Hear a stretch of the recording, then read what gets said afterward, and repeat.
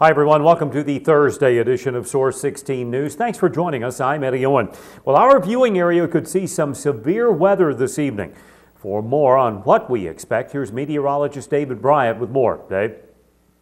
Well, thanks, Eddie. Well, we have had a change just in the last half hour as the Storm Prediction Center has issued a tornado watch in effect now for all of western Kentucky. That's all of the counties shaded in sort of in this red color. This is in effect until 10 o'clock tonight. So all the Source 16 viewing area and then down to the south as well. So that's for the severe weather potential that we could see moving in. In fact, we have had a few tornado warnings just off to the west, as you can see in portions of Missouri tracking in our direction. That's the severe weather potential. Now, as far as the rainfall goes, we continue to see a flash flood watch. This is in effect until midnight for really most of Kentucky. Here's some of the totals that the Mesonet sites have been picking up. A little over 2 inches, nearly 2 1/4 over in Callaway County. Over in Graves County, almost 2 inches. Over 1.5 inches up in Marshall County, close to 2 inches now up in Hopkins County, and closing in on 2 inches in Hopkinsville as well. And these totals have really risen just over the last couple of hours. And between now and this system wrapping up overnight, could get another couple of inches out of this. So we'll continue to track this and, of course, have more and some radar coming up in Maine weather in just a few minutes. Eddie? Thanks, David. Meanwhile, rivers and creeks are continuing to swell around the area from rainfall already received overnight and today. Around 3 o'clock this afternoon, the National Weather Service in Paducah extended the urban and small stream flood advisory for minor flooding of poor drainage areas for counties in our viewing area until 9:30 p.m. Again, David Bryant will have a more in-depth look at the weather coming up in just a few minutes. Well, Hopkinsville Christian County Ambulance Services is increasing the efficiency of managing their records and billing. The ambulance board outlined problems with their current system, noting that their system was currently down during their meeting earlier today. The board also noted that the system has been known for dropping critical information for no apparent reason. Assistant EMS Director Troy Beach told the board that the new ESO records management software is a web-based system that doesn't depend on servers, and all of the information is backed up in 3 separate locations. EMS Director Fire Chief Fagan Pace commented on how converting their records to a web-based system would help all of their departments in the long run. Overall outcome is going to be much better in the efficiency and the cash flow that we get going. EMS centers in Muhlenberg, Lyon, and Hopkins counties have already made the switch to web-based records. Meanwhile, the ambulance board said there's no denying it. They'll have to come up with a revised budget before the end of this fiscal year.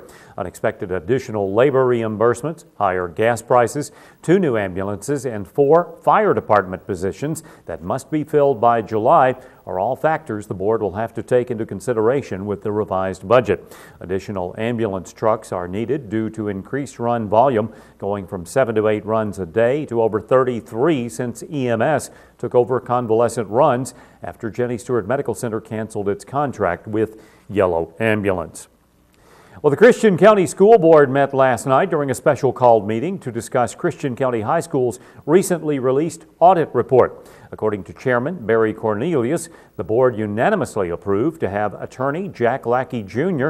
to look into the option of improving the underperforming school. As previously reported by Source 16 News, the audit report provides 4 options for action: close down Christian County High School, hire an outside agency to run the school, transform the school, or reassign 50% of the teachers to other schools.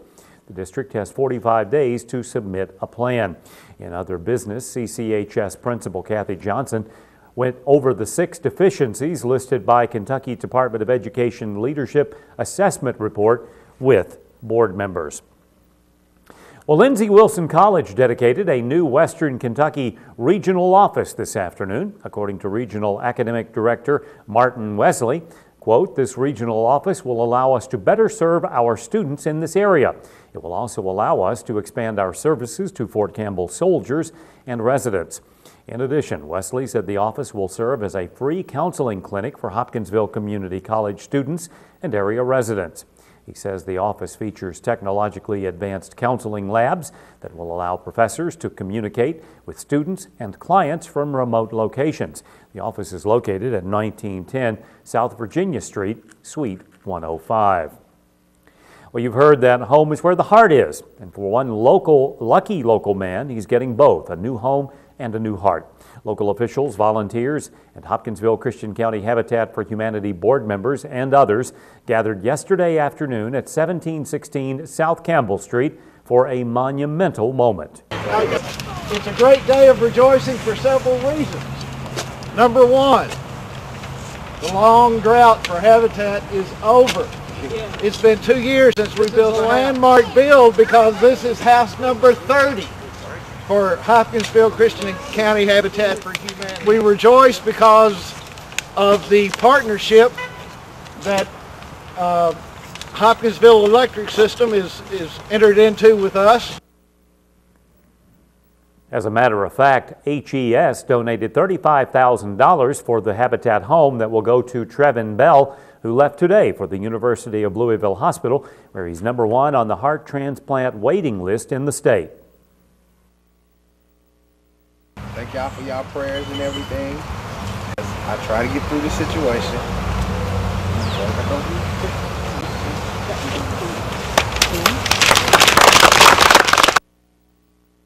Bobby Gray, Lynn Clark of HES, Christian County Judge Executive Steve Tribble, and Hopkinsville Mayor Dan Kemp grabbed shovels and broke ground on the vacant lot where the Habitat for Humanity home will be built. Habitat for Humanity Director Jesse Quarles, Mayor Kemp, Judge Tribble, Lynn Clark, local pastors, and others made remarks during the groundbreaking ceremony before a crowd of about 50 people.